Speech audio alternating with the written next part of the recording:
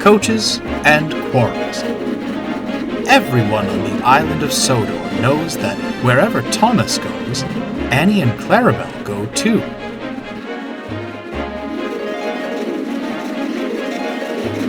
The three friends are inseparable.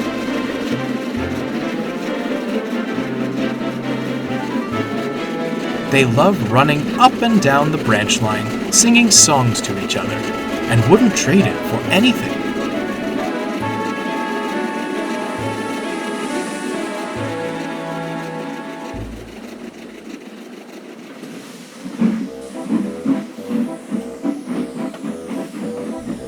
On the main line, change was afoot. Sir Topham Hatt was testing a new stopping service.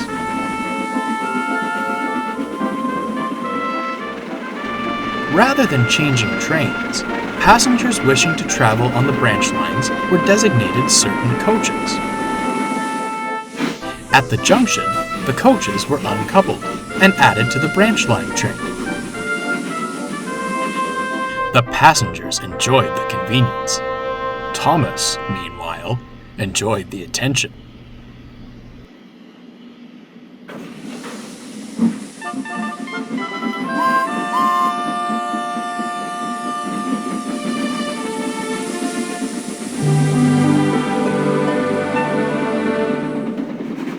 It's only natural the Fat Controller would give me more responsibility, he boasted to Henry one day.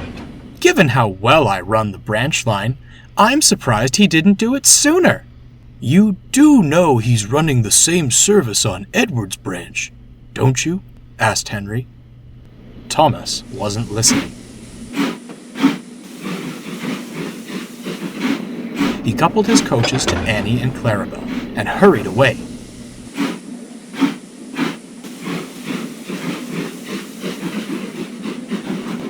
Do come along, we shan't be late. Do come along, we shan't be late, he sang. We're coming along, we're coming along, Annie and Clarabelle answered.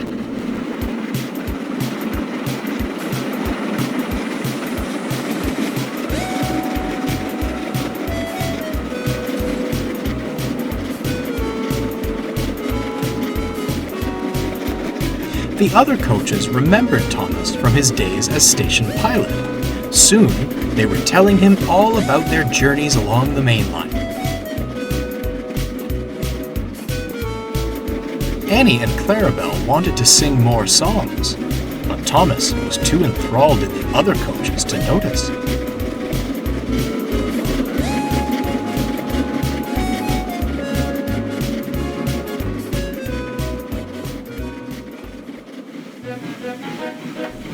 Later, Thomas shunted the coaches to the carriage shed, then stopped for a rest. As he slept, Annie and Clarabelle conversed. Why don't we have any stories to tell? Annie wondered. We do, replied Clarabelle. Only they're all about Thomas. Going fishing. Losing our guard, Annie added. Racing Bertie, finished Clarabelle. Wonderful stories, mind you, but... Oh, we were merely along for the ride, Annie sighed. It would be nice to go on the main line again, smiled Clarabelle. Who knows what we'd see nowadays? At that moment, Thomas awoke. So, I'm not good enough anymore, is that it? What nonsense! You're not fit for the main line nowadays. Annie meant to tell Clarabelle they weren't fit for the main line anymore, but Thomas's words infuriated her. We're quite fit, thank you. Besides, it would be nice to go with the other engines. Perhaps they wouldn't ignore us. Thomas was shocked. Well, fine, he huffed. I'll just take other coaches. And that was how it was. The next day, Annie and Clarabelle were added to James's stopping service, and Thomas used two of the old coaches.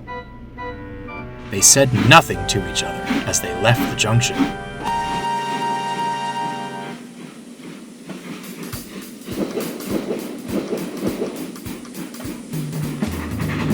At first, things went well.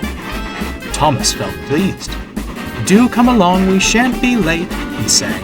"Do come along, we shan't—" "We won't be late," grumbled the first coach, "if you focus on the line and stop that wretched singing." The second coach muttered in agreement.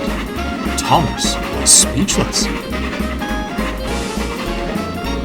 As they approached Terrence's field, Thomas whistled gaily to the tractor. Not long after, Bertie rolled past, and Thomas whistled again. "For goodness sake," grumbled the first coach, "how many whistle boards are there on this branch line?" "I was only saying hello," Thomas cried. "No time for those sorts of pleasantries on the main line," retorted the second coach.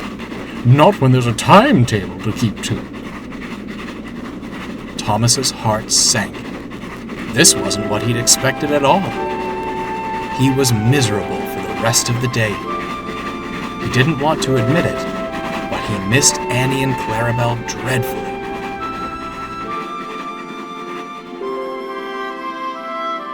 At the end of the day, Thomas was at the junction with his last train.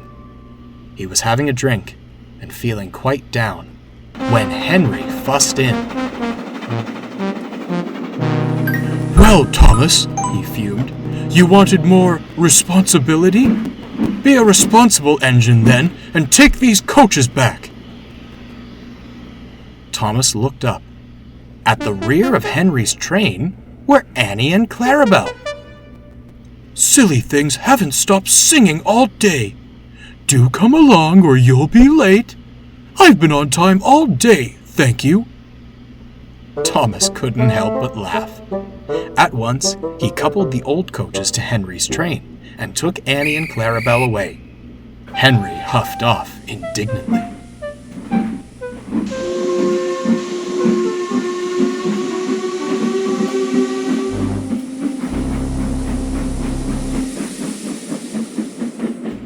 "I'm sorry, you two," said Thomas sadly. "I shouldn't have been so rude. My day has been—" "Dreadful," interrupted Annie sadly. "Ours too." "We missed you dearly," added Clarabelle.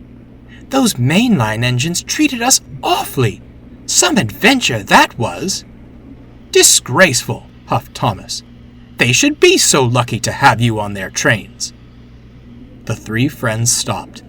Then they laughed. It was good to be together again.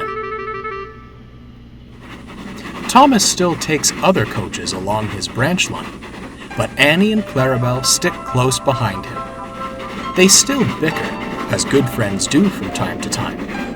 From that day on, however, there was no talk of leaving for the main line. Annie and Clarabelle concluded that the only story they wanted to tell was that of their peaceful little branch line.